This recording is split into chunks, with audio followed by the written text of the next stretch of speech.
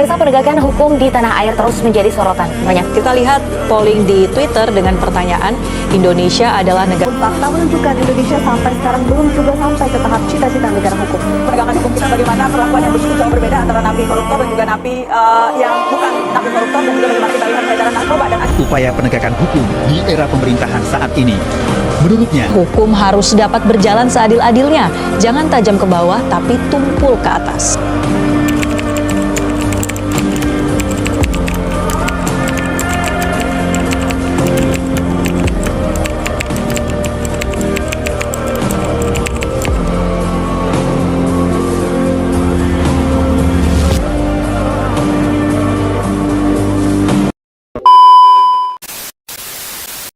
Assalamualaikum warahmatullahi wabarakatuh.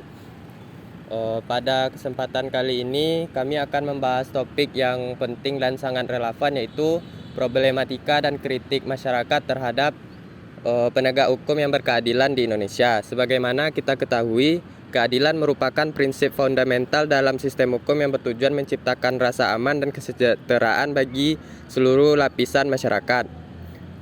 Melalui diskusi ini kami berharap dapat memberikan pandangan, analisis serta solusi konstruktif untuk mendorong terwujudnya penegak hukum yang lebih adil dan berintegrasi. Perkenalkan, saya Ananda Permata Hermazon dengan NIM 240860012 dan rekan di sebelah saya. Saya Fadilah Maulana dengan NIM 240866206. Saya Muhammad Farhan dengan NIM 240866234. Saya Alpinda Findri dengan NIM 240866011.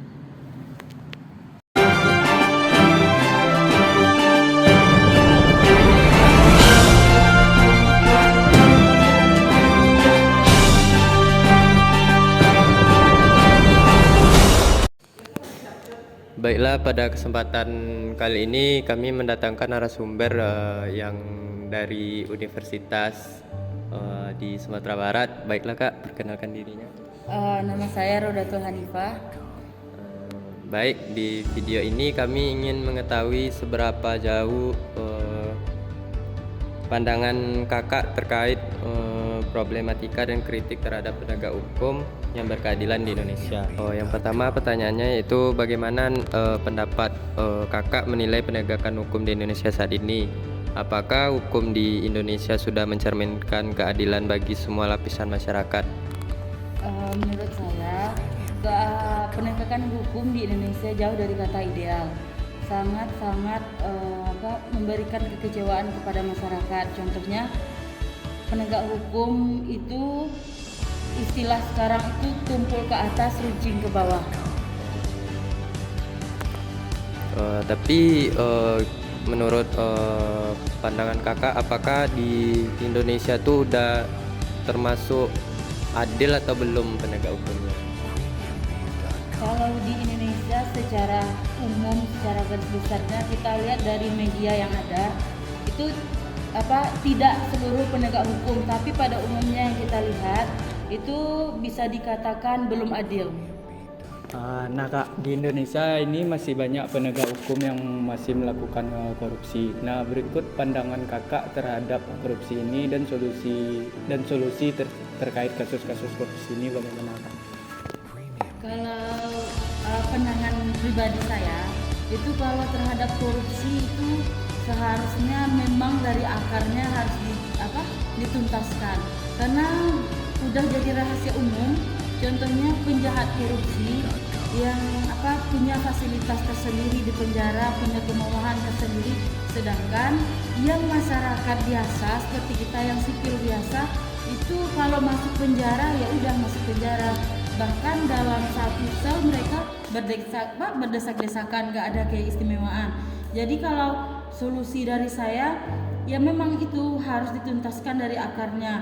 Contohnya kepada kita sebagai pelajar atau orang yang masih dalam jalur pendidikan itu seharusnya diterapkan dari sedini mungkin bagaimana menjadi seorang yang adil dan memberikan pembelajaran atau pengajaran sedini mungkin terhadap apa itu korupsi dan bagaimana dampak korupsi itu dalam jangka panjangnya.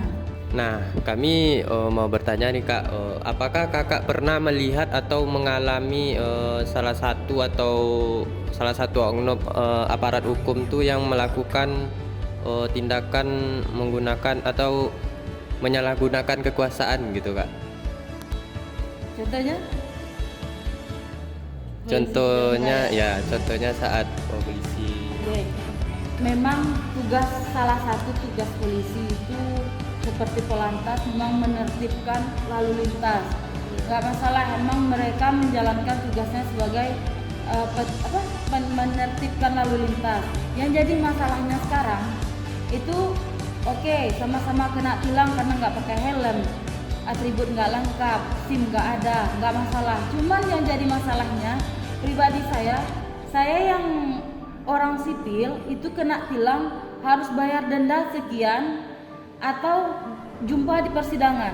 Lalu gimana dengan orang-orang yang notabene-nya mau keluarganya, tetangganya atau saudaranya itu teman dekatnya yang bekerja di oknum polisi tersebut?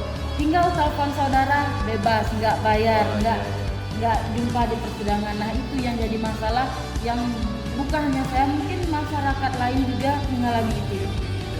Pertanyaan terakhir Kak, apakah menurut Kakak masyarakat miskin dan kelompok rentan mendapatkan perlakuan yang sama di depan hukum?